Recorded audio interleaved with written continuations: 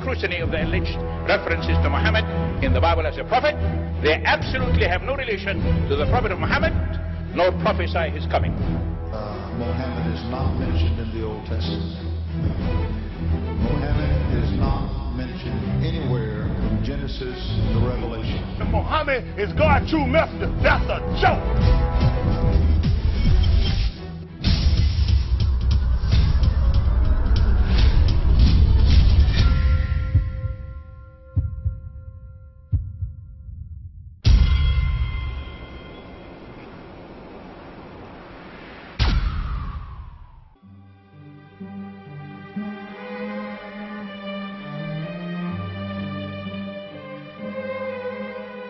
Lo, we inspire thee as we inspired Noah and the prophets after him, as we inspired Abraham and Ishmael and Isaac and Jacob and the tribes, and Jesus and Job and Jonah and Aaron and Solomon, and as we imparted unto David the Psalms.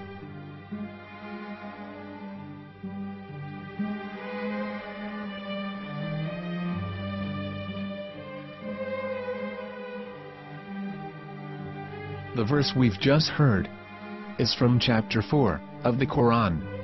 In the verse, God is affirming to humanity that Muhammad is indeed the recipient of a divine guidance, just as Noah, Abraham, and the rest of the prophets. However, some Christians and Jews today don't believe that Muhammad was a prophet and the covenant that God made with Abraham. And since the Quran is not their book of authority, in this video I'm going to show you that the book you're holding in your hands contains the name off the seal of prophethood, the Prophet Muhammad.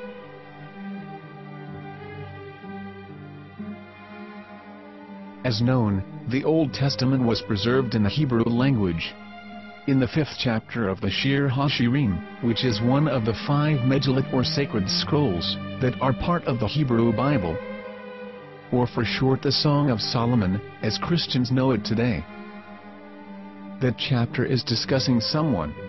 Jews will say it is discussing Solomon, while Christians will say it is discussing Jesus. Considering this is the Songs of Solomon, it would seem logical that it is discussing Solomon. The verses, describing this mystery man, have the narrator's speech conjugated in the feminine, meaning it is a woman who is describing this man.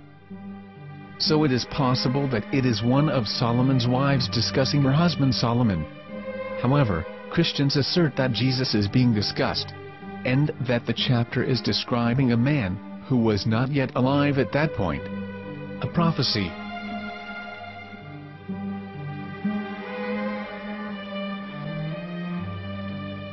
In reading the English translation of Song of Songs 5:16, it finishes the description by saying, "He is altogether lovely," but what most people don't know is that the name of that man was given in the original Megillat. Here is verse 16, and how it is written in ancient Hebrew, before introducing the vowels, in the 8th century. From the Hebrew Bible, on scripturetext.com. Here is the word in question.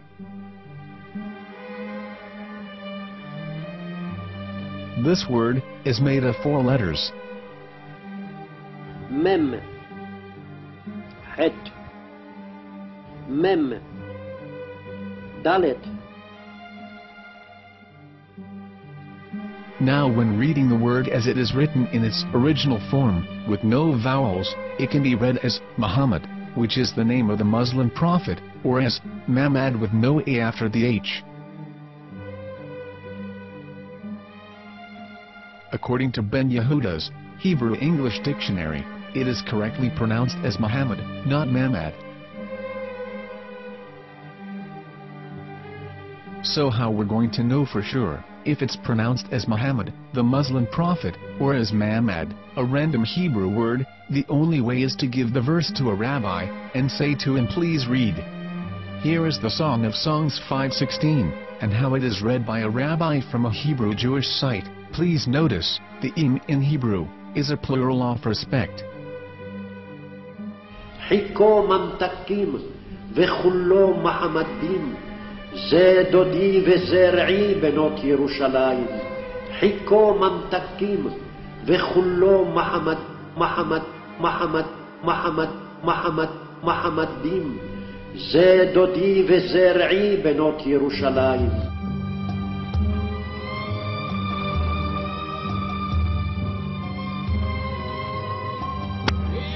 Coming out from the darkness, there are no other gods but God, and Muhammad is his messenger.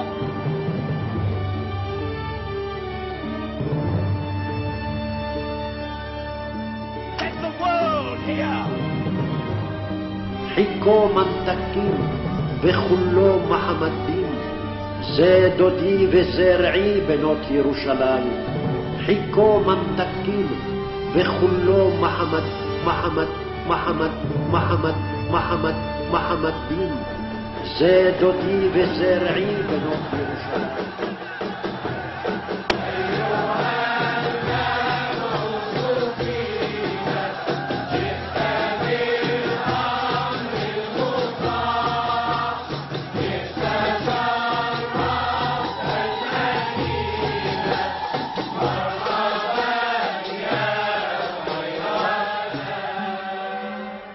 Here is the famous SDL translation tool, which includes a professional human translation as well as an online translation.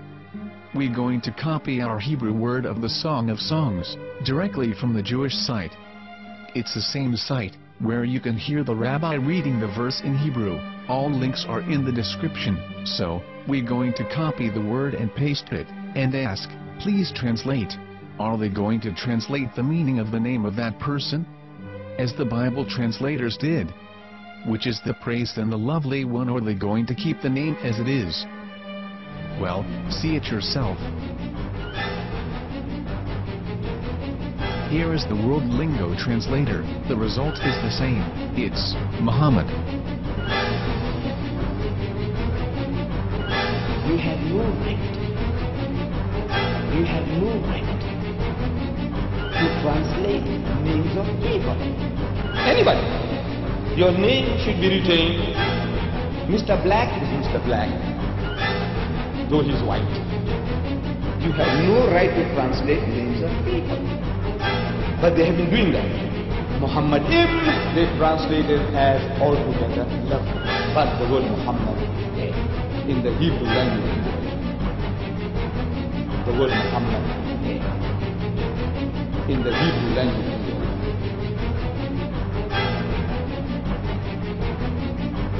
I will tell you a story from my own personal experience. Years ago, I used to spend every Sunday afternoon in a place called Speaker's Corner. And in my years down there, I got to know a Jewish rabbi. He was a very nice man. He used to listen to me, and he was always very polite and talked about Islam in a very nice way.